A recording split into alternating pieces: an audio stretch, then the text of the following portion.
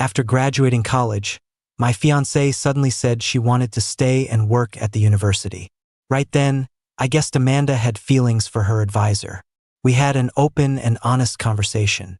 It was either call off the engagement or see her advisor get reassigned. She disappeared for the whole night and came back the next day with dark circles under her eyes, saying just one thing: the engagement is still on. On our engagement day, right when Amanda was about to put the engagement ring on my finger, someone burst into the hall holding a baby. "Amanda, are you really leaving me and the baby?" She instinctively curled her fingers back. I grabbed her wrist firmly and whispered a warning. "If you walk out, this isn't over." She stared at the ring, but just as she was about to put it on me, the baby in the person's arms started wailing. She apologized and walked away without looking back. "Jason, you decide what to do," my dad said. "No matter what, the family's got your back." He shot a piercing look at Amanda's parents. "Can't judge a book by its cover. People are unpredictable." I always thought it was strange how Amanda disappeared for half a year. Turns out she had a kid with another guy. This is how the Millers raised their kids. If it were my daughter, she'd get a real beating. I was stunned. Amanda's dream was to be a well-known singer. So when she told me about staying at college, I knew she loved her advisor.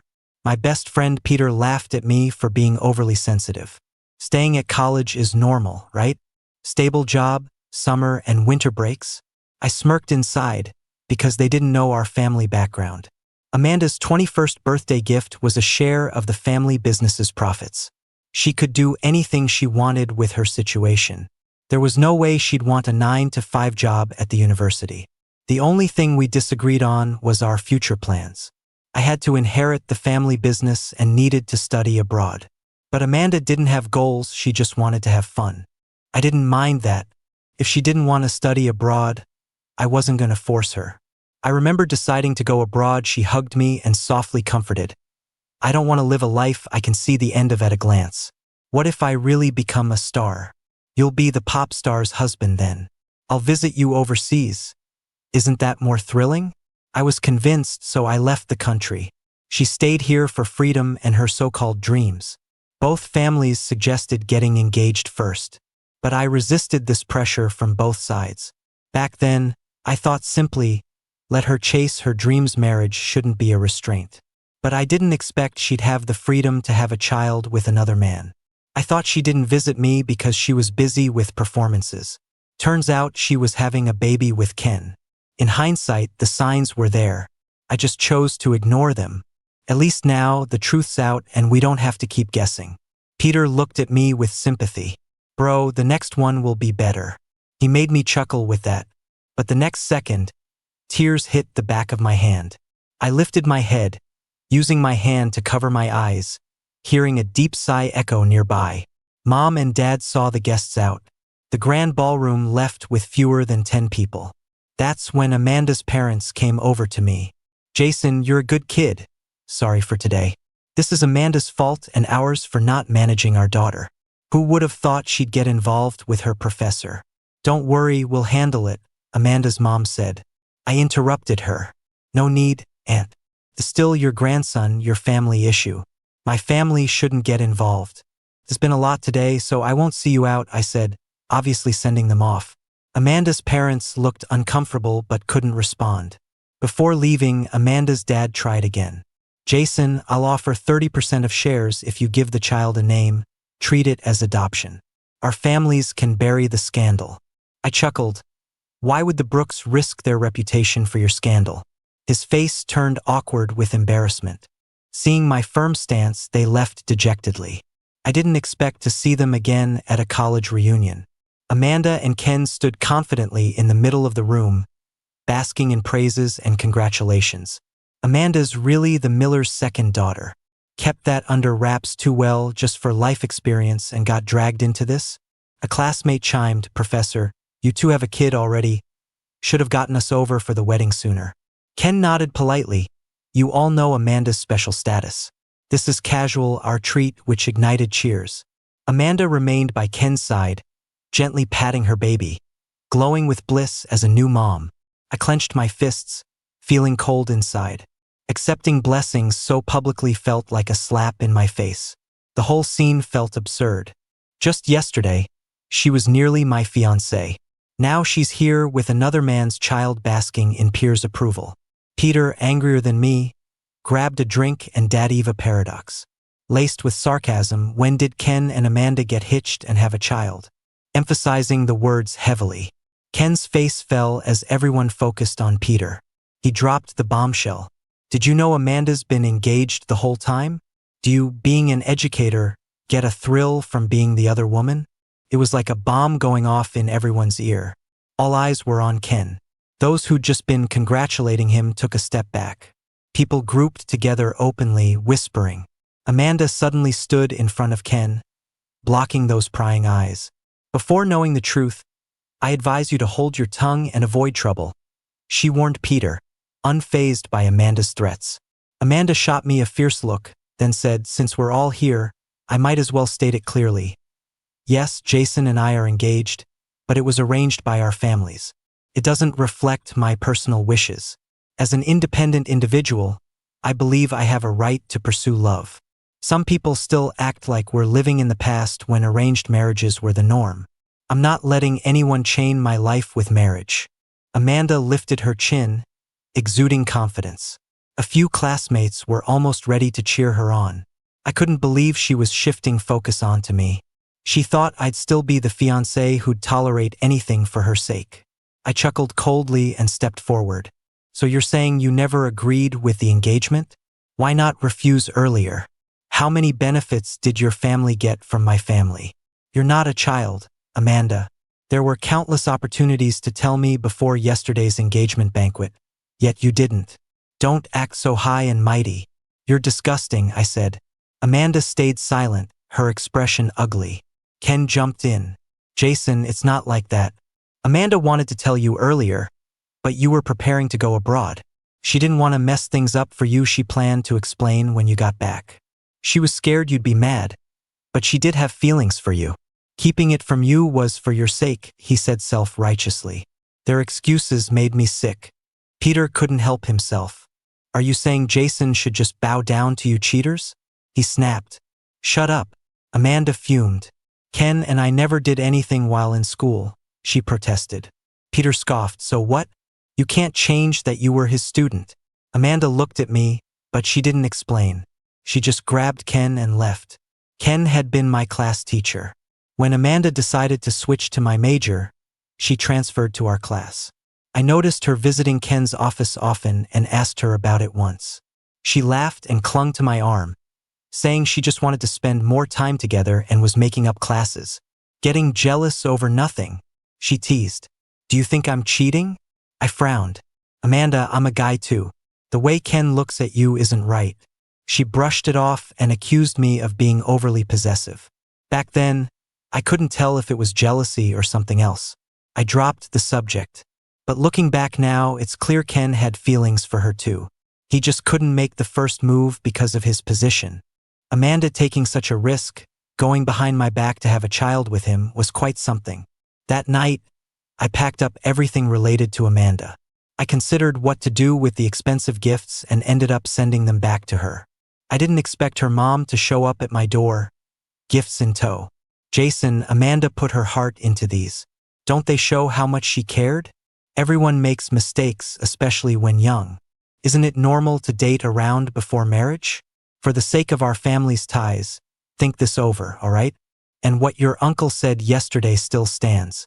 What do you think? She pleaded. I forced a smile. Auntie, would Uncle have married you if you'd had a kid with someone else before your wedding? Dating's normal now, but since the day of our engagement, I've stayed away from other girls. I didn't want to hurt anyone, I said. Amanda's mom had brought Amanda along. She stepped out and confronted me, but you never asked why I did it, why I chose that path. Jason, would you believe me if I said I was trapped? Are you really okay with severing ties like this? Doesn't it hurt me too? I listened to everything she said, my face calm. Amanda, this is me giving us a dignified end, I replied. Amanda broke down, shouting, I don't want dignity, I want a husband who truly loves me. I want to marry a real person, not some heartless heir. My heart twisted. So this is how it was. Sure. Love isn't everything in life, but I gave her all I could. Silence filled the air, everyone thinking I was unbothered. Except my dad, who saw me shaking. He flew down from the second floor and slapped Amanda hard. How could the Millers raise such a heartless brat? He shouted.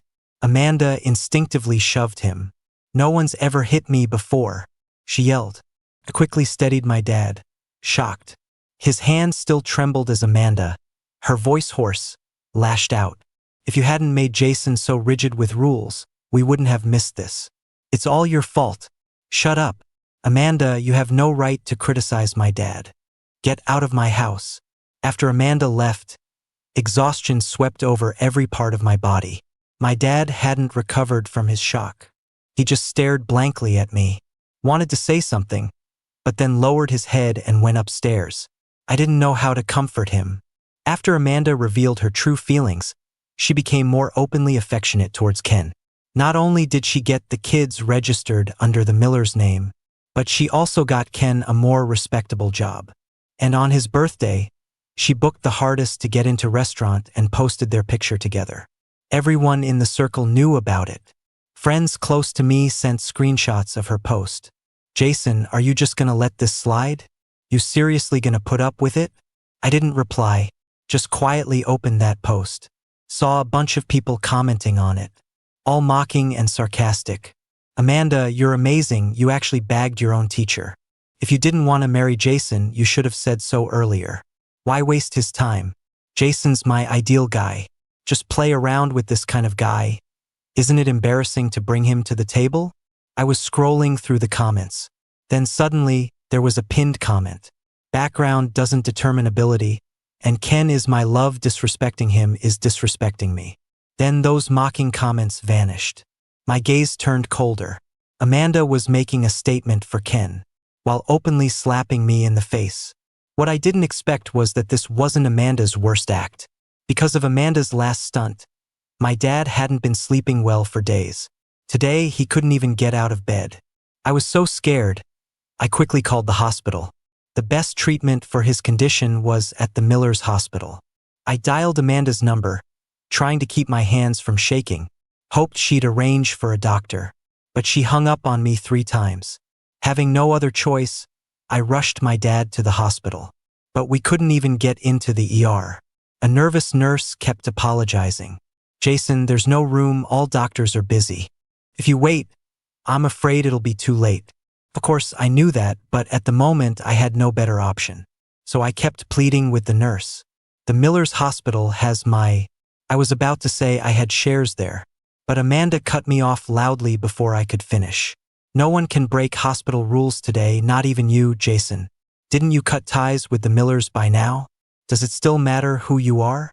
I can overlook what happened and arrange a room and doctor, but he must apologize.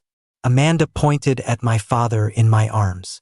Her eyes were filled with resentment. Because of that slap from last time, she held a grudge against someone who'd cared for her for years. My heart went ice cold. A stroke is no small thing, I didn't dare delay. I had to give in a little. Amanda, how about I apologize to you? Think of all those years my dad cared for you. No way. He slapped me and humiliated Ken. Not making him kneel is already showing mercy. Amanda blocked the hallway, not caring about the stares of those around us, insistent that my dad apologize. The crowd grew larger. Just when everyone thought my dad would apologize, the sound of sirens echoed outside. 5 or 6 doctors from the best private hospital in North City bowed to me, efficiently taking over. Before getting into the ambulance, I glanced at a stunned Amanda. Dialed on the spot. Pull the plug on all projects with M Group. In a month, I don't want to see any profitable company. The color drained from Amanda's face. She watched as the professionally trained private hospital team took charge swiftly. She wanted to say something, but one look from me stopped her. There was no warmth left in my gaze, only a chilling coldness. The murmurs from the crowd, eyes on Amanda, were complex and hard to describe. She felt her face burn, not because of the slap but because of my last words, stabbing her pride like an icy dagger. Jason, how dare you? She yelled at the now empty doorway. Her voice, however, carried a faint tremor. She clenched her fist, nails digging into her palm, took out her phone and sent me a message. What right do you have to speak to the Millers in that tone? Who do you think you are? I saw the message right after getting my dad into the surgery room. A flash of anger crossed my eyes. Who am I? What right do I have? Amanda, you'll find out soon enough. I didn't reply, just sat there, anxiously watching the surgery room. Amanda stood in the hospital's lobby, fear crashing over her like a wave after her anger faded. Amanda? Ken appeared at her side at some point, face lined with concern and a hint of tension. Don't worry, Jason's just angry. He won't do it. He had, of course, heard my words about pulling out of M Group projects, so he rushed to comfort Amanda. Amanda grabbed his hand, trying to suppress her trembling. Yeah, Jason just got back from studying abroad. He doesn't have that kind of pull. I was just overthinking because I care too much. Amanda snapped back to reality, forcing down the panic, trying to maintain the dignity of a miss of the Millers. She took a deep breath, forced a smile for Ken. No big deal. What can he stir up? The Millers won't back down. Let's go see the baby. The nurse said earlier he woke up and was looking for you. She gripped Ken's hand, seeking his warmth to dispel the chill creeping inside her. But Ken's hand was a bit cool too. He looked back at the direction the ambulance disappeared, eyes behind the lenses unreadable. At the hospital, the surgery light finally went out. I rushed forward. The doctor gave me a reassuring look. Your dad had a sudden outburst. The strong emotions triggered a vascular spasm in his brain. Luckily, you brought him here in time. It didn't lead to a major stroke. The doctor paused, glanced at me, then continued, but there are noticeable after effects. His muscle strength on the left side is reduced, and his speech is temporarily affected. He's going to need a lot of rehab. Also, he must stay calm. No more stress. I listened in silence, frowning hard. I gently held my dad's limp hand hanging off the bed, feeling its cold softness. Dad, don't worry. There won't be a next time. Those who wronged you won't get away with it. By the time I had everything sorted, it was late at night. My phone buzzed with a dozen messages. Our mutual friends told me Amanda and Ken had gone viral. Turns out someone filmed them comforting each other in the hospital lobby. The poster, a blogger with a knack for capturing hospital scenes, with a modest following, spun it into a dramatic tale. It blew up fast. People recognized Ken. Some even sent anonymous tips to the blogger, saying Ken was once a college professor and Amanda was his student. Once outed online, they readily admitted to their romance saga, earning them quite a bit of goodwill. Ken's old academic papers resurfaced online. Folks said he was a breath of fresh air, a true scholar. I couldn't help but scoff, gripping my phone tight. Amanda's recklessness, Ken's cowardly facade, and Amanda's parents' greedy shamelessness were like suffocating vines around me. Dignity? I offered them dignity, but they tore it apart, trying to fling the pieces back in my face, humiliating me, even hurting my family. Let them enjoy it while they can, because days like these won't last. In just 3 days, 10 deals integral to the Millers' business were abruptly cut. The reasons were quite clear, citing mismanagement, leadership misconduct, and significant operational risks and trust issues. These cancellations meant M Group lost millions in orders and profits. Far worse, it shook their market status and value chain standing. M Group's stock plummeted. Amanda's mom's phone rang off the hook with demanding partners, panicked shareholders, and rivals reveling in their misery. Cornered, Amanda's mom tried calling me but never got through. So, she came to BJ Group's HQ to see my dad, only to be politely blocked downstairs. Mike is fully booked and not seeing anyone. For the first time ever, Amanda's mom found herself pleading with a secretary. Please let me speak with Mike, even just on the phone. It's really urgent. If you refuse, I'll jump. She pointed to the window. It was the 30th floor. The secretary couldn't hold her off any longer and dialed the inside line to explain. But with my dad hospitalized due to anger, I wasn't about to let the Millers off the hook. When the call connected, my dad didn't let Amanda's mom say a word. Coldly, he said, Jason is the current president of the group. His decision is BJ Group's decision. Then hung up. Amanda's mom was at a loss. She assumed my dad was behind it all but didn't realize the Millers' downfall was my doing. Furious, vision blurring, Amanda's mom understood that this time, the Brooks were all in to break ties. Her rage turned on Amanda. Storming in, she confronted her daughter. Look at what you've caused. All this for a man who's beneath you? You even stopped the chairman from getting treatment? Amanda, what's wrong with you? Don't you get it? The Brooks were our biggest ally. Now look, they've struck back. And the Millers are doomed. Are you happy now? Amanda, dodging her mom's furious gaze, glanced at Ken, who was distracting the kids on the couch, and tried to defend herself. Mom, Jason's dad hit me first. They pushed us too far. Why should we depend on them? We can… Smack. Her mom's slap hit hard, far harder than my dad's had. Amanda's cheek swelled instantly, her ear buzzing. She'd never seen this side of her mom before and broke down. But her mom wasn't done. You? What do you have? Without the Millers, who are you? Amanda? How long can your little dividends support that precious man and child of yours? Ken's current job, it's thanks to the Millers' connections. Wake up, Amanda. Apologize to Jason. Beg him. Drop that worthless pride of yours or wait to become a street beggar. Amanda froze, her whole body cold. Her mom's fury tore apart the idyllic fantasy she'd been weaving with love and freedom. She thought her status allowed her to balance between love and material wealth, enjoying genuine emotions from Ken without giving up her comforts. She even saw my sense of duty and family responsibility as shackles. But now, reality hit her hard, nearly everyone brutally pointed out. Without the Millers' protection, her carefully crafted love utopia was a sandcastle. Watching Ken, her feelings were a tangle of emotions. Ken was holding the baby, avoiding her gaze, and spoke softly. Amanda, his aunt, was also anxious. Things were really bad now. Are you scared? Amanda's voice had a bit of sharpness to it. Afraid of living a rough life with me? No. How could I be? Ken immediately denied it, his tone a bit urgent, but it felt weak. I'm just worried about you and the baby, and the Millers, after all. After all what? Amanda pressed on, the tension inside her growing tighter. After all, Jason seems to be really serious this time. Ken's voice dropped. Amanda's heart sank to rock bottom. She finally realized. The person who once adored her and couldn't bear to say a harsh word, now had become the judge holding a deadly verdict over the Millers, ready to come down at any moment. And this was just the appetizer. First, the tax department suddenly went into the Millers to audit their books.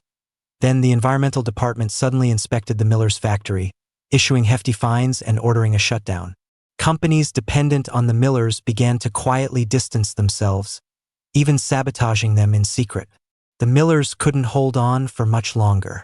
Amanda's mother was so worried her hair turned white, seeking help everywhere, only to find that their once warm friends either avoided them or outright said they couldn't help. The Millers' cash flow was on the verge of breaking. It was teetering. Amanda's life turned upside down. The glory of the Millers she once prided herself on quickly faded. They couldn't afford their luxury apartment. Shops with luxury goods no longer welcomed her. She had to sell all her properties. Ken wasn't having it easy either.